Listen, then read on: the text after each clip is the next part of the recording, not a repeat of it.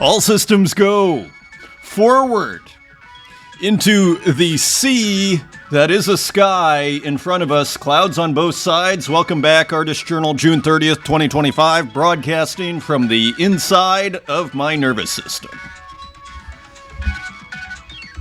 The inner half of the nervous system, the inside of my mind, I am trying to figure it out.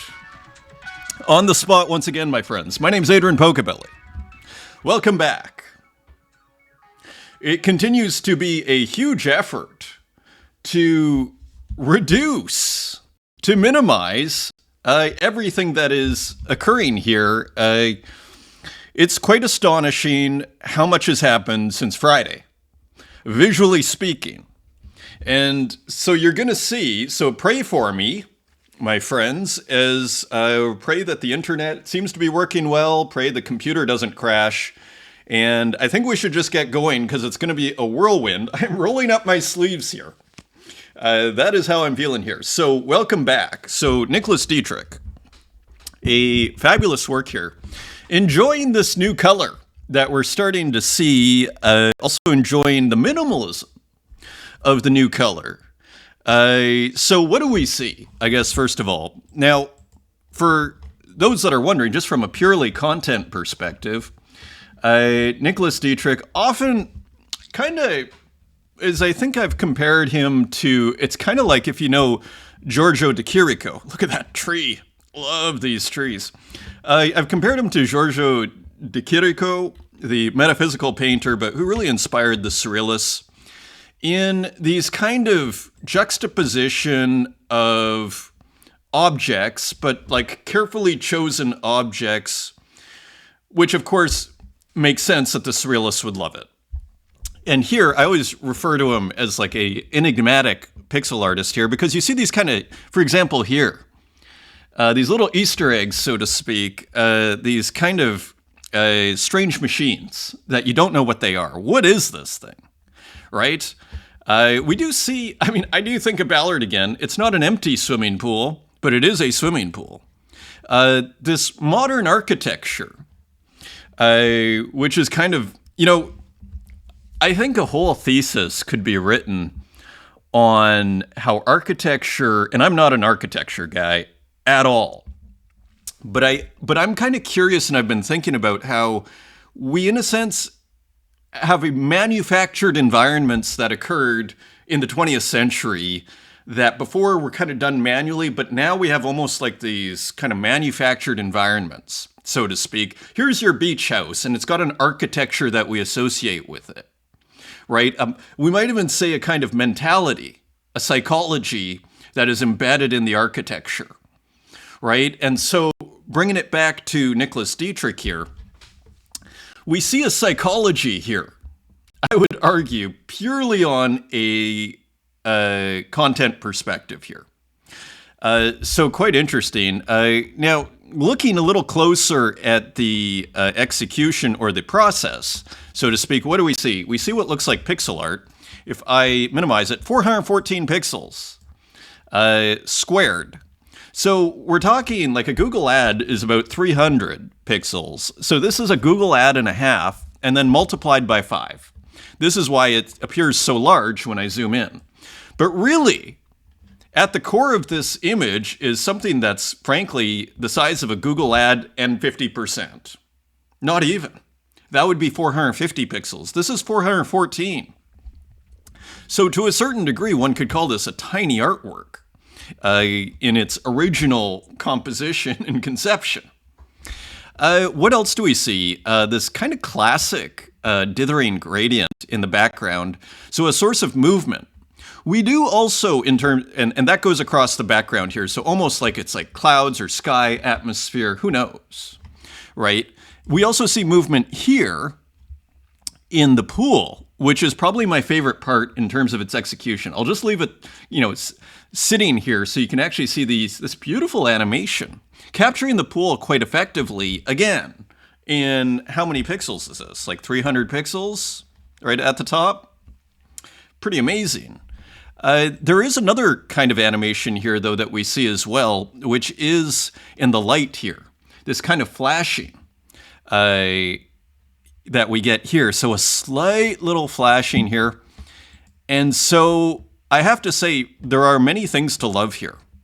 I love the psychology of this piece, dare I call it.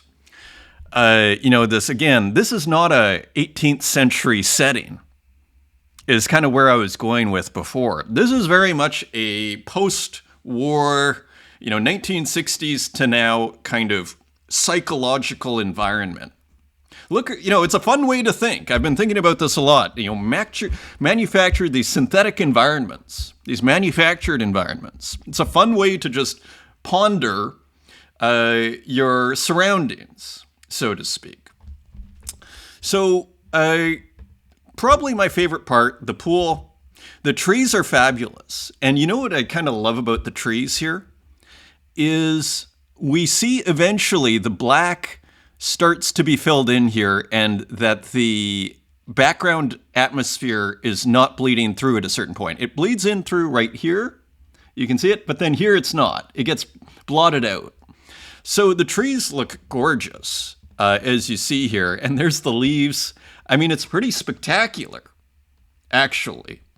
So, and this kind of minimalist, how many colors do we have here? We have the bright green.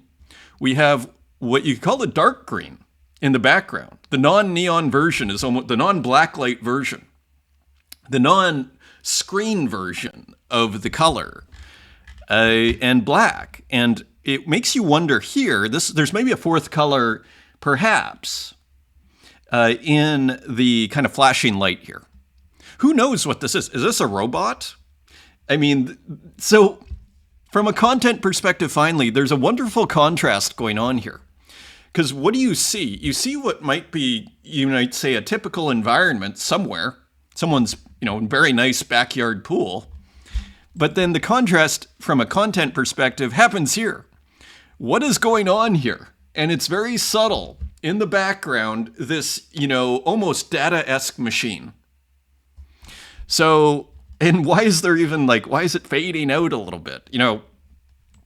Very cool. And even this kind of poetic flower on the right. So fabulous. It's hard to move on. So I picked one of these up. Now 33 Tezos, still pretty reasonable on secondary, edition of 20. Prototype garden. The perfume of the rose is part of the rose, and it is also part of the man and of the winds and of the garden wall, Walter Russell. Not sure who that is, but perhaps someone well known. So all-star collector cast there, Nicholas Dietrich. So yeah, here on Object. So you see this green after the purple. Here we see, this is one of my favorites, actually. I actually have had this one for a while. I picked up a few in the last little while here. Anyway, I don't want to click on these, actually, because otherwise we're going to get internet and other kinds of problems here, browser issues. Digital painting, love the description. So there you go on Object. Wonderful. Let us continue. So here, good news, just on Pocobelli Collection, the Cap'n Show, The Room, we have auctioned off, or not auctioned off, we have done the draw for the token and here, Cap'n did such an excellent job here. Here you can see Cap'n doing the draw. I guess this is how you do it. Wheel of Names. This is great. So this is how you do it. And Retro Manny is the winner here. Love this. It almost looks like a turntable, which is kind of perfect. Look at how great it looks in the middle there. So store that one away in, there it is. There it is. So retromanny.tez. Great job, Cap'n. And congrats to Retro Manny. Gorgeous work. So that is exciting. Let's look at comments on last episode, that gorgeous Scamra work. And let's go. Scamra. Thanks for featuring my work on the show. I'm thrilled to have you look at so many of my works, and thanks for all your kind words. Your show and some other attention made for a busy and exciting weekend in the secondary market for my work. I love what you have to say about Daedalus and Icarus. The ambiguity is important. I think discovering that loosely pixelization can be used to help create ambiguity instead of only for fun has been a really important addition to my work. Indeed. Indeed, in a sense, like you bring up kind of a profound issue here, because if pixel art was simply for fun, then it wouldn't be as exciting, would it? What would be its true poetic power if it was only for fun, right? So indeed, it has to be pushed beyond. One might even say, like, pixel art came out of what we could loosely call video games and early paint programs, early graphic design, type of things. And I feel like, we've seen this kind of, this new wave, so to speak, of pixel art, I would argue. And I think this might be one of the characterizations of this new wave, which is going beyond the fun, right? It's treating it as a poetic enterprise. And it's not to say it was never done before, but really taking it on a whole new kind of, but really like engaging poetically with, what's traditionally been kind of, as I, loosely call it, like an art form for kids, loving Minecraft, for example. Not that that's necessarily super pixel art, but you take my point. So anyways, thank you for the comments, Gomer. Congratulations. I actually brought up your object. I was kind of curious. Actually, we can look at it now, and we'll come back to the comments. But it was pretty busy. Let's filter this by, I think we have it filtered by sale. So as you see here, a Scommer, this is just in the last 24 hours here. So this is all in the last, wow. So it goes all the way to here, and then it's 3 days ago at that point. So I'm not sure what happened 3 days ago. So, wow. So that's impressive. Let's continue. So congrats. Enola Whipples, also known as Waffles. Really cool to see Rustic Digital return. Stay rad, Poco. Thank you. And indeed, I'm excited as well. We have another work by Rustic Digital Art. Very interesting, conceptual artist, I would argue. We're going to see more. So yeah, kind of made some waves. I wonder why Rustic took a break. I don't know if we'll ever find out, but it's great to see him back and great to hear from you, my friend. What a work we have coming up from Cedar Plank, also known as Enola Whipples and Waffles. Wait till you see this work. It is coming up. Jeremy Austin, nice quick episode, Poco. A 38-minute episode is very consumable. This is the dream. And maybe next show, I'll try and do this again, because I didn't have much time. I slept in, rarely. I slept in last time, and then I had a meeting. So I had just this compressed window, and you know what? It's totally, it's basically the same show, just, it's just not overworked, from my perspective. So I appreciate you saying that. Also, thanks for the critique on my Munted Times X piece. You nailed it. Creating those works was a somewhat catatonic mark-making process, this time with a tablet and the Photoshop toolbox playing with dithered photos, composition, and varying pixel sizes with the aim of being as loose as possible. Yes, indeed, experimentation. It's interesting. The copying issue will come back from a post that's coming up from El Crego. The reason why, one of the issues, that this brings up is there are so many, you don't need to go far. You don't need to dig deep in digital art. It's kind of green pastures out here, I would argue. With all of the tools that are available, you do not need to dig deep in order to do new things and to discover new things. So this is really how it's done. Just start doing things and try. If it's not working, try something different. Try a new software. Right? So this is great. And the notes on Basquiat and Rauschenberg blew my mind. Thanks again. I think, was this in regard, I believe this is in regard to the sketchbook compositional style. It's interesting. I honestly, I don't remember exactly what was said, but there is something very important. I suspect this is what you're referring to. This new narrative space, a new psychological kind of composition with Rauschenberg. Image here, image there, then we'll even put it sideways, or even Warhol. That is not, an impressionist landscape. That is not even, Picasso and Braque, synthetic and analytic cubism. That is not even the surrealists. And isn't that interesting? like a new narrative space, a psychological narrative space. I believe that's what we were talking about. Worth keeping in mind. It is a different paradigm, visually speaking. So I'm super glad you brought that up. That is, it's worth, emphasizing, as you say. Cider, great to hear from you, my friend. Wonderful news works coming from Cider on Object. So check those out. Radayonki, no, you are the first. Love this crowd out here. Let's go to X. Painterly digital textures, that gorgeous work by Skamra. And here we have Aura and GM. What an honor. And what a shame it was last time that as I was running through and had the meeting and the work wouldn't play.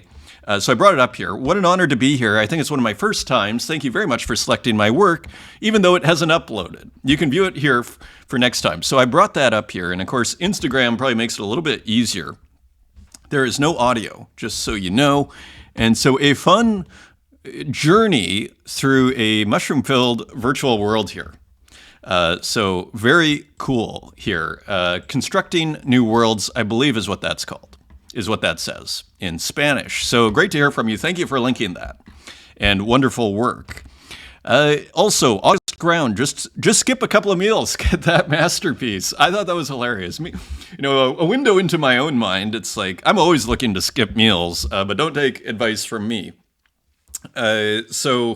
Wonderful. Zombie Drool, who's actually starting to collect a lot.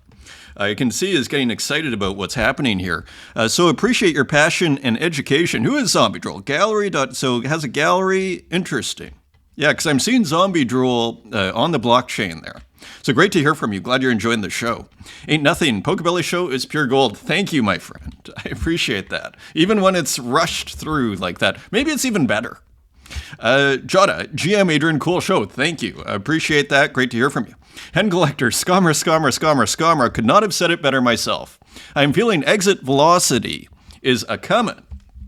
This is one of my favorite topics, actually, Hen Collector. And I've been meaning to call a show this for like 400 episodes. And I haven't done it. I call it escape velocity. But I have, I think, described it in a show maybe 300 or like it was early on. When you're at the gym, if you ever do gym classes, I do gym classes because having 20 other people around me makes me work harder than if I just go by myself and do a couple of push-ups and I congratulate myself on my good effort.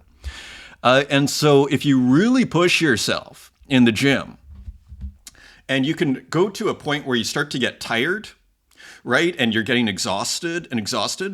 But all of a sudden, you can kind of get what's called your second win. And sometimes, I call that escape velocity, where all of a sudden you just go and it's like you go from exhaustion to basically almost like hero mode, where you're not even feeling anything as far as like tiredness or anything. You're just killing it. So I love that term, exit velocity a coming. Great to hear from you, and Hen Collector. Wonderful individual. August Ground, as I only know on the blockchain here, but I'd like to actually meet in person. Maybe that'll happen one day. August Ground, sketchbook compositional style. Good call on that. So I think this is just what we were just discussing on the Rauschenberg and Basquiat. Psychological landscapes. Again, we're back to Ballard and the importance of Ballard. I am going very deep in Ballard right now. And the importance, I'm kind of back to that. These psychological landscapes. Okay, let's leave it there for now. We have a giant show ahead of us, but we will come back, my friends. More reasons to tune in on future episodes. No Hygiene. Congrats, Skamra, and congrats to No Hygiene. A few works this show, wonderful artist. I was actually going to pick up a work, and then all of a sudden the price rose. Maybe I'll message No Hygiene, but let's see. Revolu. Revolu.eth, great to hear from you. Nice. Oblivion Fields, wondering if you could mint the episodes and put them on Object as low-cost open editions. That way you could get a bit of revenue for people wanting to collect. Maybe video file would be too large or too big. Yeah, it's a kind of a perennial question here. The biggest issue, which I'm going to solve likely October 1st, I'm actually probably, TMI, too much information, but I'm probably giving notice on my place today. It's just a sublet that it should end in two years anyway, which is basically October 1st. But the internet is pretty lame, as you may have, figured out. So most cities, if I end up in a different city, I may go nomad, actually, with the kind of slow motion move to Paris. Is kind of the dream here.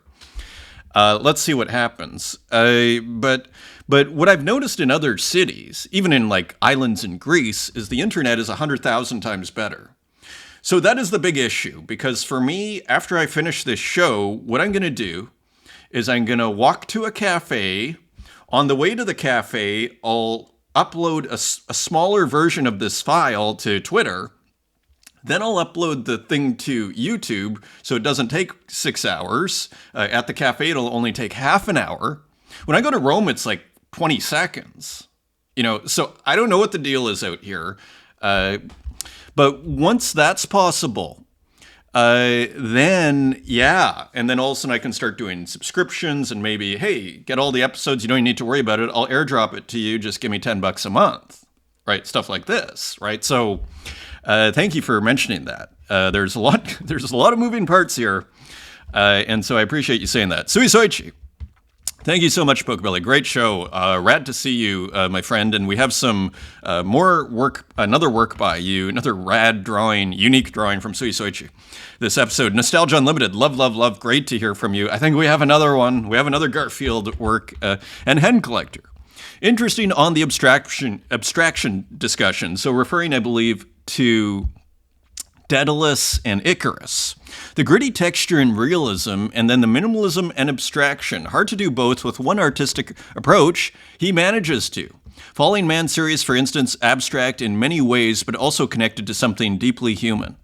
Indeed, Skamra has really proven, earned, through day after day of work and showing multiple works a day. Here we are, I wonder when the first time I showed a Skamra work is, and it's a pretty regular feature on this show. And again, for me, it's not like some personal decision, even though technically it is. It's more like it's surprisingly objective, like what goes on this show for me. It's really about the work. And so for me, I'm kind of impressed at how Skamra keeps getting on, in my own little journal, that I keep finding this kind of reservoir of interest. So I'll just say, it really has earned his audience, shall we say, as people like Hen Collector and myself. It's really just been earned, and you gotta love that. So. Laura Butello on Instagram, for those that want to follow this artist here, also known as Aura, A-U-R-A, on X. So thank you, Aura, again, for sending that link. The New York Times, France opens competition to expand overcrowded Louvre. I just want to, I kind of like this overcrowding theme, because it's getting to the core of how we're consuming art these days, which is quite interesting. It's just part of the reality that is getting increasingly discussed. We saw the Uffizi director come out and being like, this selfie stuff. We're seeing Paris. I talk to people saying, I'm so glad I'm in Berlin for the summer. I did my traveling. Maybe I'll do some more in September, October. But now it's it's not pleasant, is basically how I would describe going to the Louvre these days. I went with my mom to Paris in October. Even then, we went to the Musée d'Orsay. You feel like starts to feel like the Apple Store, which starts feeling like a barn. There's so many people, and it's just kind of it's just overcrowding. It's what it is, right? Architects are being asked to submit proposals for a new entrance for the world's most visited museum, and to create it. Wow, it's the world's most visited museum. I suppose it makes sense, and to create a new exhibition space for the Mona Lisa. So this pyramid doesn't seem that old. I think it happened during my lifetime. I.M. Pei in the 1980s did the current entrance, but it's not enough anymore. So it's quite interesting. I think the most important thing, which might even help the crowding, is what I keep saying here, which is no photos. Because nobody looks at their photos of paintings anyway, but they feel the need to take the photo. I understand, I do it myself. Okay? I try not to do it too much, but if there's something really special, do I ever revisit those photos? No. Okay? And if I want to see that work, I'll go to the internet where I'll get probably a better reproduction. Almost for sure. So, all to say, so they continue to struggle with overcrowding, solving crowd management headaches at the museum. There's an architectural competition will be decided by a 21-person international jury. Risky proposition, which will choose 5 finalists in October. A winner will be announced in early 2026, so they don't feel like they have too much time, or they're acting fast for this kind of institution. Our aim is to offer a high-quality encounter with this masterpiece, discussing, I believe, the Mona Lisa, arguing that the space needed to offer, quote, a genuine time for contemplation. This is the madness. It's like the Apple Store here. It's even worse. And that's pretty bad. So, yeah, I mean, I'm kind of glad I visited a lot of these museums early. You know, another solution is you travel in December. I was looking at ChatGPT in terms of like, oh, where should I live in December? ChatGPT, where's a good place in Europe to live? Athens is fabulous. The museums are empty. You know, it tells me. It's like, huh. So all to say, let's keep going here. So overcrowding continues to be an issue. Al Craigo, I thought this was like a pointed and totally valid comment. Let's see what he says. Don't work too hard on shaping your own aesthetics, techniques, speech, body of work for decades. Just focus on those working hard on shaping their own aesthetics, techniques, speech, body of work, and use all of their time for your benefit, pretending you did it. Nobody cares. So basically bringing up the whole copy issue. You don't see this in the same way in the contemporary art scene. Interestingly, I don't know if it's the nature of the medium. Again, we have this AI where you can just kind of copy style, right? So all to say, I think it's interesting. And, you know, I've looked at a lot of conversations. I've talked to people, and generally how I see this playing out, you tell me if I'm wrong. You know, tell me what your experience is collectors are kind of neutral to not caring as long as the work looks good, right? Is kind of where they're coming from. Artists tend to care. Artists are a little bit more sensitive because, as Al Craigo mentions, you know, you can work for decades to start making important breakthroughs, right? And then the offenders, you might say, are just kind of quiet, pretending like nothing's happening. That seems to be the social dynamic. Feel free to comment, but interesting comment from Al Craigo. Indeed. Amadon. Seen New York City this week. Uncomfortable truth is the digital art space has shrunk significantly. So I assume referring to NFT New York City. The uncomfortable truth is the digital art space has shrunk significantly. This is quite interesting. Like, I feel like in some respects, it seems like digital art, I mean, you have Raoul Pal going out and talking about it's the next big investment. It seems like there's a concentration. If you go to what I'd call the trad crypto art scene, there's a concentration among, say, like X-Copy and like these kind of Grail type works. So maybe that's what's happening.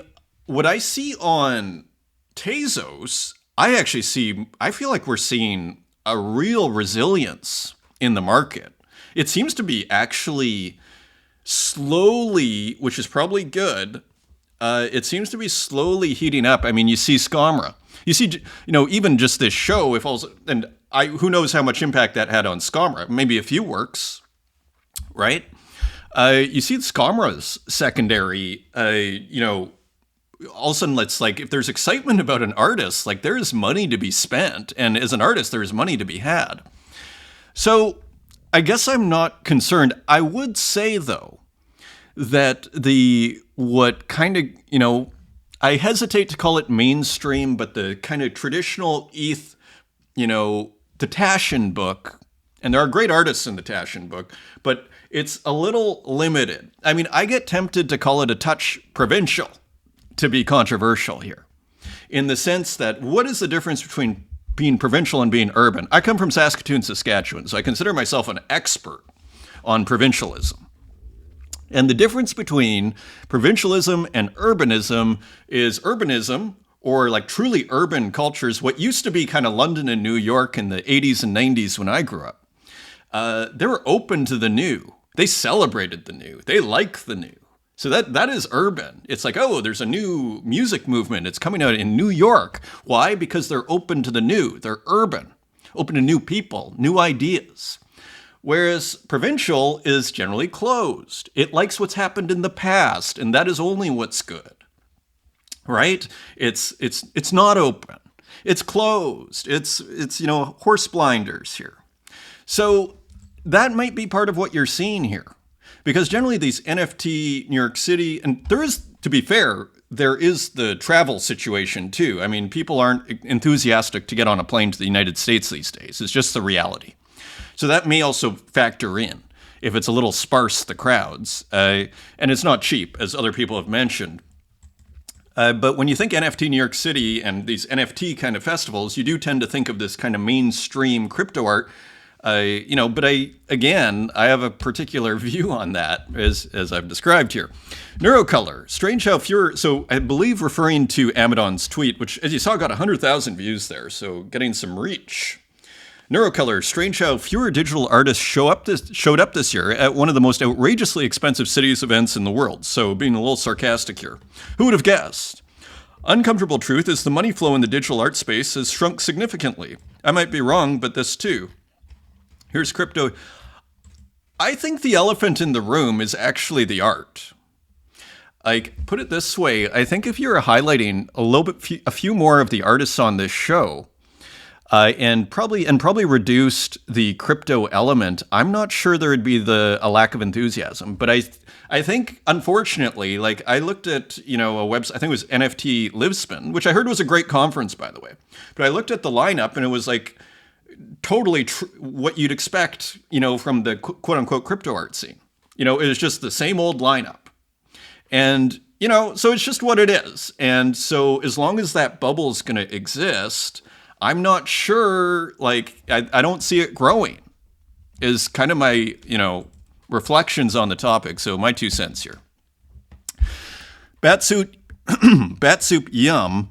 So addressing the whole cabal issue. So let me address this notion of a cabal. It took a while to get there. Here's the feed, mentions cabal at the start, and then takes a while to get there. By stating that there is a cabal, but it's not what people think. There are no secret groups or collusions or conspiracies, but a small group of powerful collectors, or conspiracies by a small group of powerful collectors who wake up and jump on Telegram with their rich buddies and decide they want to taste make an artist. You have my word on this. For me personally, I discuss artists with collectors all the time. It's actually a lot of fun to speak with people here who are passionate about the artists they collect. This is the cabal. Now, there are definitely groups. I mean, so maybe they're not on Telegram, maybe they're on Discord. I don't know where they are, right? But I mean, there are groups.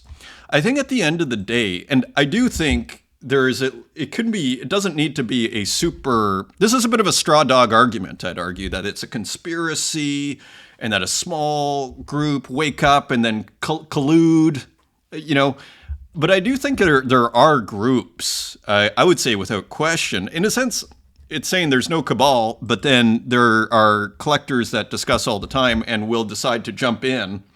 We see it. And I don't even know if there's anything wrong with that. But what I think as an art consumer, as either an artist or a collector or someone who's just kind of paying attention, you can't put too much weight. Let's just call the reality. How much weight are you going to put on really cryptocurrency speculators as your main art consultants? Because that's in effect what you would be doing if you just go whatever is going up in price in the crypto, of people buying art with crypto. At this point, that's mostly cryptocurrency speculators who are throwing the big money at it. And kind of, I would argue, kind of owning a lot of this stuff. And to their credit, they own a lot of it. But if you're just an artist or you're a paying attention maybe to this show and you're going, don't put too much weight on what happens financially. Put some weight on it. It does matter. But you have to ask yourself this question is like, don't forget, like cryptocurrency speculators are largely the ones who are pushing this. And so it's going to have a certain, like, you have to ask yourself, like, where is the expertise here? As I pointed out in the past, it's kind of a sensitive topic. So in a sense, my take on this is who cares about the cabal? You know, and I think it's a little, I don't want to call it disingenuous. Maybe that's too strong because it is said there are groups for sure. I don't think they're colluding, and it's probably just people talking about art, and then certain things do get enthusiasm behind them. And then but then if they're in this group, then the collectors who buy that know, oh, there's going to be other interest from the collectors, so maybe I should buy it now because maybe I'll sell it to one of the other people in the group. Who knows? Not worth spending too much time on. So basically, everybody is cabal. If you like crypto art and talking about it with fellow collectors, yes. So there is, but it's open and it's just not, this super paranoid thing. But I mean, there are definitely groups. Bad Soup Yum, thank you for the comment. Online, very interesting. Brian Brinkman. Heard from a few collectors this week that they don't like one-of-ones because they are less liquid. But in the long term, I'm confident true one-of-ones will be a bigger flex than a one of maybe 1,000 or one of X series as a signal for conviction. I think that's true. That the one-of-ones, someone's mentioned that to me in the past, and it rings true, doesn't it? That the one-of-ones they're not going to be as liquid. But the real value, the amazing value one could imagine will gather around these one-of-ones especially. Dr. Lee, switching gears here, found another set of NFTs from well-known artists that are, I guess, dead due to metadata on now-defunct private servers. Where early is not an excuse, I will no longer buy an NFT that isn't 100% on-chain, IPFS, or Arweave. I suggest you don't either. So this is interesting. I mean, people talk about Ethereum versus Tezos in terms of the provenance and the sturdiness of your, NFT, your non-fungible token, your digital art, your token that represents that, contains the art piece or at least a link to the image. The real, issue for me is actually these IPFS and Arweave. How reliable are these? It's not like, necessarily Ethereum versus Tezos in terms of security. The real vulnerability is in these cloud services, if you ask me. Oblivion Fields, I've been slowly pinning my collection of 1,200 works on my own IPFS account. It's a daunting task. That's unfortunate that it's daunting, because if it was easy, I think so many people would do this. But I get to spend more time with the art I've accumulated, which is actually pretty great. That is great. Beautiful work here. It's nice to look back at Nuv 1914. We have a few brilliant works by Nuv 1914 this episode. Object.com, we got to speed up a bit here. The wait is over. Welcome to the feed. Discovering art just got a whole lot easier. So let me just kill the audio there. So as you can see, they have these great layout. Brilliant layout. It's actually, I've made a news... I've made a news aggregator website, very similar 3-column layout. It's actually identical. I love that layout. The designers at Object, we keep saying this, are doing an excellent job, as well as the creative directors and frankly owners. Whoever's signing off on this is doing an outstanding job. As Hen Collector says here, I wanted to say Object.com, new live feed, and art packs really like the moves. I agree. Not reinventing the wheel, just adding value. Platform evolution and relationships building with galleries, trad artists, and collectors, things moving in the right direction, can feel the secondary firming up. So echoing, or also stating that the secondary is firming up, I agree. And I also like the moves. Nicholas Sassoon, who of course I follow, that is a glitch on X. How do you make RGB studies? Well, this is how it works. So Nicholas Sassoon sharing a little of the process. So we see the RGB in the background and basically a mask on top. Very cool. So good to see that. Some different rooms from Jean Provencher, and here are different colors. All very interesting, and we see a different work in each of these. So floor 54, Sacred Room, and here's another one, right? So a different work. So just very, very cool series here. So that is, I can't remember actually the platform. It's part of a new show that recently came out. Sojiro Nakaoka, fingertip number 21 on objects. So it looks like kind of never get tired of these pen plotters. Look at that. So doing what the human hand can't. So pretty cool. At least not without a lot of labor and dexterity. So super cool from them. Martin Bruce showing some of the test drive works that have been made physical. Super cool there. And here we have Yoain, my work chronogrid in Times Square. So look at how cool that looks. And so that's Times Square. Interesting. And so huge. I don't know if that's a projector or screen, but again, square working really well. Just like last time we saw with Marcelo Pinel. Here is, who is this? Yoichireto publishing Hermipe. And so here a whole bunch of merch, I think relating to Hermipe and whatnot. So we see almost zines, this kind of crossover between zine culture and pixel art and just digital art, all very interesting. Nice table. And here, Element Lee, a drawing network of caves.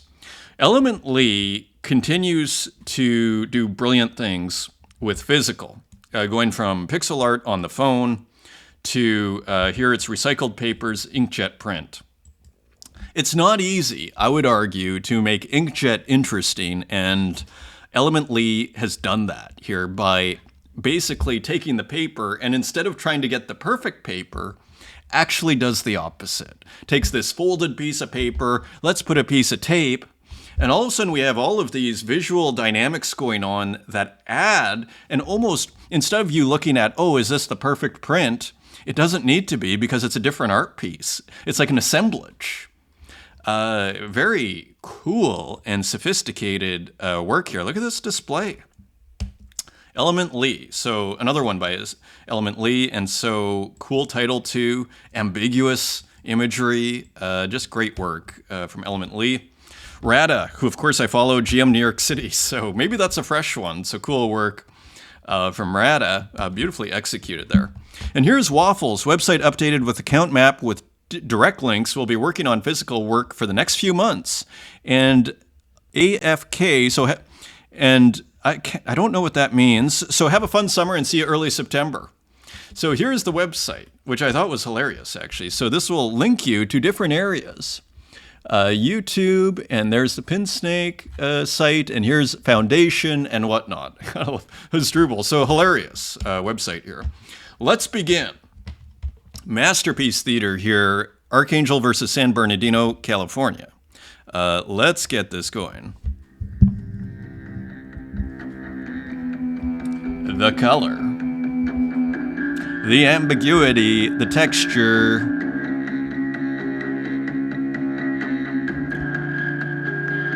the music.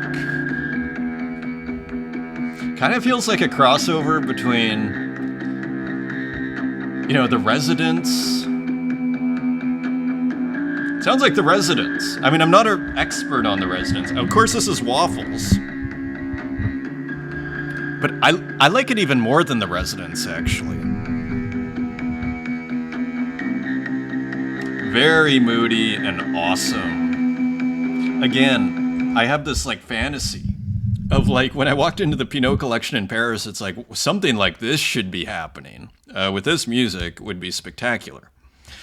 Let's continue. Nov 1914 with some more spectacular works. This was interesting on the market. We'll look at it in a second. Sold for 35 Tezos right away to Greg Nick-Shumika. Aw heck, here's two. I'll give you 200 Tezos for that. So interesting.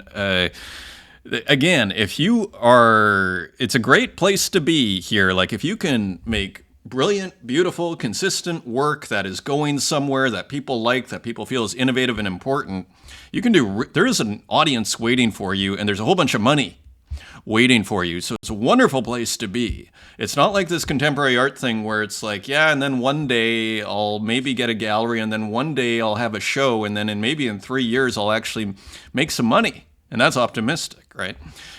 So very cool. What a work. What a wild work. So Nuv, I think, taking a bit of a break and is back. A few works here. Here's another one. This sold to Absurdity, nice and small. Here it is, a little larger. Love this juxtaposition at the bottom there. And what did this sell for? 38 Tezos. So one of ones. So Nuv back on the scene this weekend. Here's another one. This sold for 38 Tezos, 90 cents. And just great colors. I mean, challenging visual, experimentation, but experimentation isn't even the right word. Just challenging, sophisticated visual art. If you're having trouble understanding, it takes some time. It took me some time with Nuv 1914. So all to say, a very innovative, courageous work here. Nuv 1914 out of Argentina. Need to go back to Argentina. So one more here. So fabulous work here. Nothing like it from Nuv 1914. Beautiful one of ones. Here is Zozo. Maybe it's Chocho. Because I know Cap'n was calling what I call Zico Jam is actually Chico Jam. Look at that plane. Look at that plane. Wow.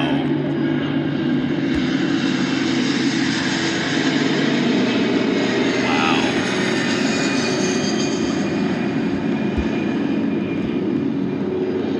So rich. The birds. Wonderful. Wonderful. Love the subject matter too. Landing on flowers. Again, kind of reminds you of Ernst Garden Airplane Trap. Greg Nick Shimika picking that up. We'll see if our internet has issues here. It would be nice to see what that went for. We're going to continue here. Here's Scamra, Candy Memory. This was sold to Karma Cowboy for how much? 150 Tezos. Or wait, no, just transferred.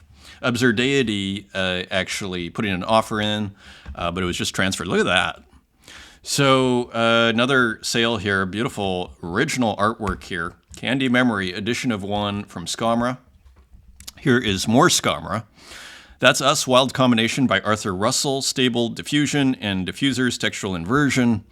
So as you see here, this is 100%, and you gotta love that bottom area. And so it continues to be pushed forward here by Scamra. This is an open edition. This is 20 Tezos, and so cool work there. Another one by Scamra, I believe, just posted on X. And so very cool here. And we get, again, this kind of halo effect of the color. And another one by Scamra, kind of a black and white work with a little bit of color here in the bottom areas. And you see these wonderful clouds here. So brilliant artwork by Scamra. Here's Oblivion Fields. No, this is 1,000 Lands collected by Oblivion Fields. 1979 TV dinner. So posting this. So this is 1,000 Lands is the artist here. So cool pixelated textures here. One wonders if AI involved here too. It is AI. So 1,000 Lands. Here's a one of one. And look at that. So you gotta love this. It's like the equivalent of like paint dripping over here. And even visually similar. So as we see here, beautiful textures and just wonderful accidents happening here in the margin, and looks like some food. 1975 TV dinner. Here is Wasteman Goldminovich using the waffles tool, drawn using compromised interface. Displayed without formal approval, regret in advance. So anathema rendering. So it looks like doing a McDonald's work here, using the waffles tool created by Santiago, also known as Time. So cool work here. And you see the tools dictate the outcome. As I like to say here, here is Dionysus. I saw the tweet, l'ivresse de la jeunesse est plus forte que l'ivresse du vin. The drunkenness of youth is more powerful than the drunkenness of wine. Wonderful. So look at that. Great rendition here. So again, using artist-made tools. Here is Time, who created that tool, My Notebook. This sold on Super Rares. So again, We are seeing an interesting, I think we have an internet issue here. We are seeing an interesting, let me just switch our to phone. We are seeing an interesting, I would say, resilience in the market. Despite what we saw, counter to what we're hearing about NFT New York City, I think we're seeing a resilience here. Let's see how the phone does. There we go. So very nice piece, selling for how much here for Santiago, also known as Time. What did we have here? $361, so 0.15 ETH, so nice sale. Rustic Digital Art back with another one. House selling out, now 111 Tezos on secondary. And here it is. So more, adventures here. Digital art adventures with Rustic Digital Art. Quite sophisticated. If you go back to the works, you'll see a lot of thinking goes into these. And actually the palette is familiar, isn't it? Edition of 10 selling out, I think, right away at 5 Tezos. So back on the scene. Great to see. Here's Yuri J, picked up by Deggy D for 500 Tezos. Layer 1. This is a very cool series. I brought them all up here, actually. So here's 1. Here is 2. And I'm not sure why we're seeing all the the Christian works. I'm not against it. I was thinking to myself, like, Christianity has been so attacked, and I'm not a Christian, but it has been so attacked in the last, 50 years. So you see Gogolitis do a cross, you see Mac, and here we see a Christian-themed work. To me, it's almost kind of refreshingly, in a weird way, it's almost counterculture. Weirdly. Isn't that crazy to say that? Layer 4. So as we see the image, all these renditions here, and Deggy D picking up, how many did Deggy D pick up? Not the whole series, but picking up a few. I'll show you my favorite in a second. Picking up this one as well. Glad my phone internet is doing well here. So look at these incredibly rich textures here. Layer 7, this is probably my favorite. Edition of 7 for 150 Tezos. So this is quite awesome here. So the crucifixion, seemingly. Here, 8 layers, reconstruction and deconstruction. And here's the final layer. This is picked up by Comfy Devil for 500 Tezos, edition of 1. So pretty wild. And there we even see the doubling.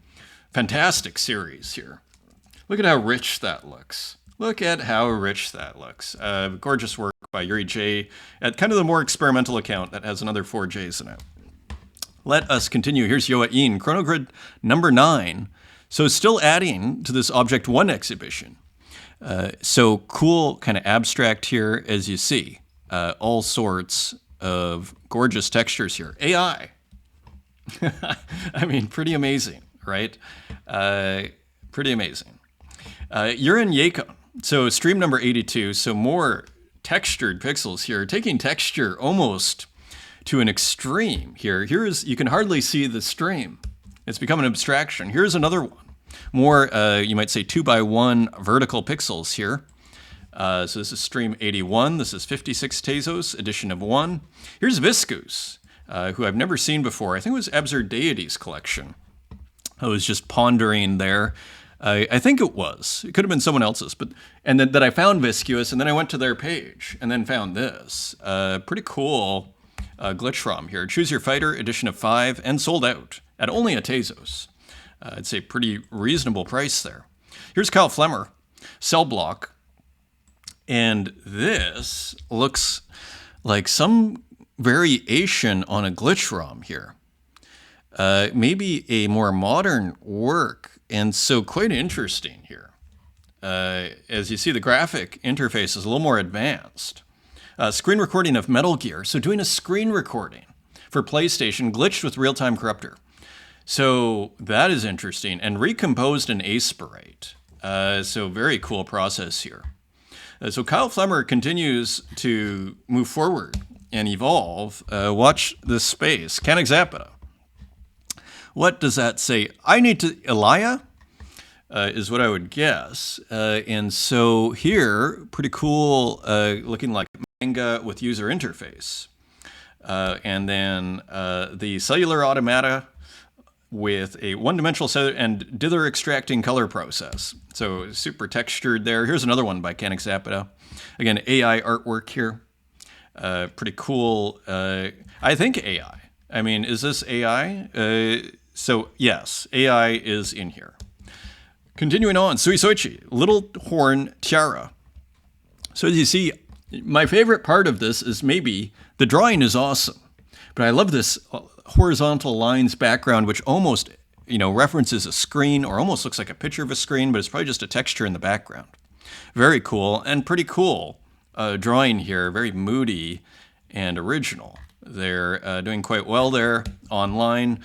Lika CGB maybe? Isaiah Thomas. So another one of these super interesting kind of glitched out basketball players. Cool process going for auction, currently 11 Tezos. Here's Jake Studios with gorgeous work, feels like a dream. Gorgeous, gorgeous. Look at that JPEG. That is a piece of paper that is on fire. Gorgeous work here. And here's some more kind of drawn out pixelation, a stream of consciousness drawing. Feels like a dream, edition of 1 at auction for 77 Tezos. Here's Momo. So more variation here. So we have the notebook that is juxtaposed on top of the person driving. What a strange juxtaposition here. But yeah, pretty cool. It makes a very nice color contrast there with the white notebook in the middle. Quite interesting, almost evokes the person thinking. Just interesting work, Deadly Yuka or Momo. I believe it's Momo, it is. Here's Anis Abdon, Green Hills. And put in a post recently how, we'll see if this, there we go. Put in a post recently how, you don't need fancy tools, saying this is what I can do with Microsoft Paint. You don't need fancy tools. So very cool landscape here and showing a screenshot with the user interface in there. Always cool. Hermipe, let's translate the post. I believe this is a new one. The Year of the Snake brings a good mood with new policies. And so here we see what looks like a snake, if you can see that, a snake's head. And then maybe a tail over here, and then maybe elements of the snake, and this really cool original pixel art work by Hermipe. 74 retweets, 93,000 views, doing quite well here. And Gora, in love with the new UI. Look how great this looks. I assume this was made by Gora. So rad artwork here, and kind of looks like a pixel art organizer. Maybe you can skin a pixel artwork or a pixel art program like Aseprite and do this. I don't know, but this looks really cool. Whatever this is. This should be a pixel art program, and with AI you could do that.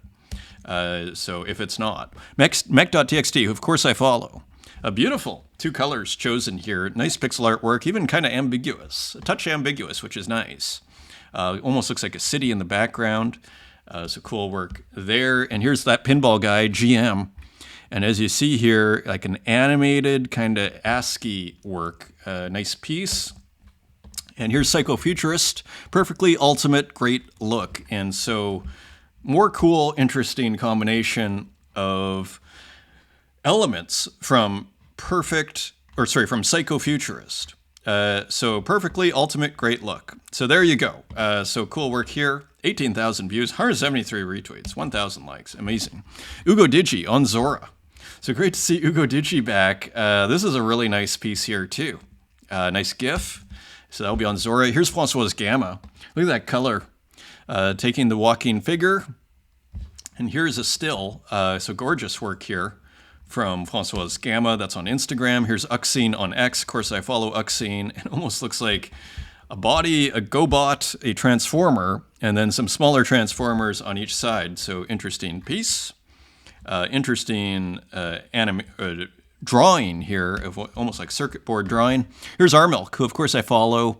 And cool juxtaposition. A couple of GMs here and some imagery on the left and right. Cool pixel artist. Feels with the work here. Combining a couple of different elements here. We have the rainbow kind of landscape and almost this kind of rain-like sky. So gorgeous work here from Feels. 140 retweets. Incredible. Here is MCHX and DJ Kiro from June 3rd, so from a few weeks ago. Gorgeous work here. Another beautiful video painting. Nice to see a yellow work. You don't see many like that. 1 million particles at the browser. This is pixel full. We'll see if we get enough of a high resolution here. Might be lower resolution with the phone and Twitter or X in, but you can kind of get the picture here. So pretty cool work here from Pixelful. And here's Inavare, a glitched copy of a single edition porcelain sculpture created by Inavare for her solo exhibition. This is a journey, L'Avant Galerie Vaussen in Paris, July 3rd to 18th. So about to launch here. So there we go, digital art invading. Actually, it's pretty, there are a few galleries in Paris from what I hear here. Defeated, this is by Tezos. Let us make this larger. Interesting title. Make sure there's volume. Now these heavier, we're about to hit a bunch of video, which could be a huge problem here. So you're just gonna have to imagine here, unfortunately, what this looks like. We can try going back to the original internet. Maybe it's working, but let's see. It doesn't seem to be working. So unfortunately, let's just try one more thing here. No, it is not working. So we will go back to our phone internet. So I will try, please put a reminder in the comment if you can, if you're watching this. I will put it back. I'm not sure how many of these are gonna work.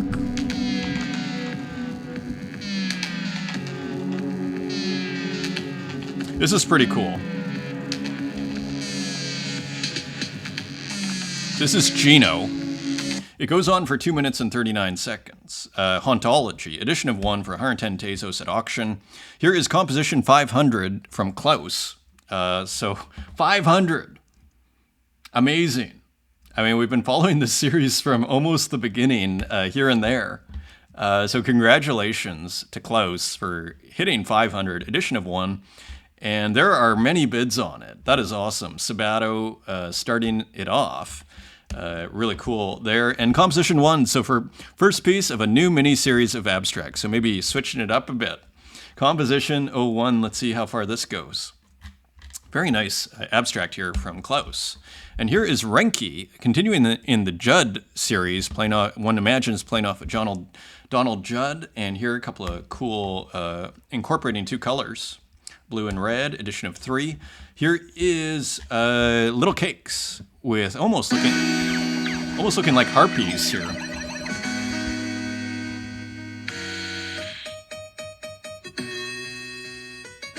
Kind of fun. You know, nice video game music, way funner than what I often see in the, galleries out here. I hate to say, I just was at another thing, 48 Stunden Neukölln. And yeah, I'd love to see a lot of this work. Let's just put it that way. Let's see if we can get this going. So looks like we're loading up the works here, which is excellent. So cool work by Little Cakes. Another one with some kind of cool bubbles in the sky, waiting for you at dusk. Nice, nice comment there. 3 a.m. Salawaki at the Catholic karaoke bar. So it's interesting, this Catholic theme. The Catholic karaoke bar, and is that Salawaki? Or is that Salawaki? Maybe they're both Salawaki. Forgive my internet. And there's the karaoke. So hilarious work there from Salawaki, edition of 25. Here's another one. Watching it all unfold, years have passed. This is gorgeous. The colors here. So not sure, and this is interesting too. So gorgeous and interesting from Salawaki. We Emotional Cyborgs is a series. What did this sell for? 500 Tezos. Nice sale. Here is, as we go into the AI, and I believe I follow Deepest well. I think I just followed them this morning. Look at this AI work. Kind of a wild piece here. Not exactly sure. Looks like a couple of dogs, some fuzziness, and then the background, it looks like trees or plants or something. Super interesting. Here is Neural Divine. This is on Object, and this is at 44 Tezos auction. It's kind of almost looking like a video game landscape from the 90s or something, with a touch of surrealism involved. And speaking of which, here's No Hygiene, with some rad, edgy works here. If you've never seen No Hygiene, yeah, here is No Hygiene. Head-turning works. It's, again, I was talking about Nuv being challenging. You might say No Hygiene is super challenging. But once you understand, or once you start to think you're understanding, at least part of the MO, the modus operandi, then you go, oh, that's part of the deal, is making these incredibly bizarre images, and as we see here. And here, this is more, so some of these angels have done spectacularly online. I think one got 1 million visits. From a previous show we're looking at on Instagram, if I'm not mistaken. So No Hygiene, continuing to do well, 900 Tezos, if you want to pick that up. So prices, you see this resilience that we're seeing in the market. Here's Nostalgia Unlimited, GM from Garf. Love how you call it Garf. Seems to be AI artwork, cool textures, GM, Garf. As we go into the physicals here in the final minutes, Nathan Pattison art. Look at this. Very cool Queen of Art. I've actually made a painting. It was what was it called? This is a long time ago. This is 15 years ago, maybe longer. Burger King marries Dairy Queen. Burger King marries Dairy Queen. Love conquers all. That was when I came up with the titles before the work. So I saw this and I was like, cool. Lego Maniac 1256. Cool work here. Fun portrait of a cat. As we dive into the physicals here, very nice piece. And here, imagine that. It's interesting Midjourney. I wonder if this is an AI artwork. This might be an AI artwork that looks like, that I thought was a physical, which is kind of interesting in and of itself. These are probably AI artworks. That is fascinating. So 848 likes. You wonder how many people even realize that these are AI. I think it's AI. I mean, that's what it says, Midjourney, AI art, incredible. So I'm going to have to resubscribe to Midjourney here. Here's It's Not Gallery. We got 3 from It's Not Gallery. Fabulous. Probably some of the most cutting-edge curatorial perspective in the world. It's Not Gallery presenting Mark Librizzi. And look at this. This huge hair here, almost photorealistic, but quite surreal. It's almost like what you'd call the new surrealism, to a certain degree, but the new surrealism, I mean, you could argue this as a Freudianism, like a Freudian component, but it seems like the new surrealism is a little bit more fantasy and not as much Freud, is how I describe it. Although this one, you could say, is kind of has a Freudian element. Here is Trey Abdella, also It's Not Gallery. I thought this was a brilliant piece. Just a fun painting, right? And even the transgression that's happening here in this old video camera. What an original painting, Trey Abdella. And here's another one from It's Not Gallery, David Hernandez. So I believe a painting of pixelation here. And what a weird, combination here. So very exciting times in contemporary art, at least online, interestingly. Like I'm not seeing a ton here in Berlin that's of this kind of, like I'm finding all the super excitement, let's put it this way. There are exciting things, but the super excitement is online. Interestingly, here's Angelica Cruz. Cool work here. Or sorry, that's M. Suksu. That's M. Suksu with cool work. That looked like a physical. Dan Control. I assume this is a self-portrait. Really good painter here. There's another work by Dan Control. And here, this is Gulorama. We've looked at some works in the past from Gulorama. And so there is basically almost Homer Simpson turned into a real person. And that is your show, my friends. Looks like we made it. Thank you for joining me. And until next time, take care.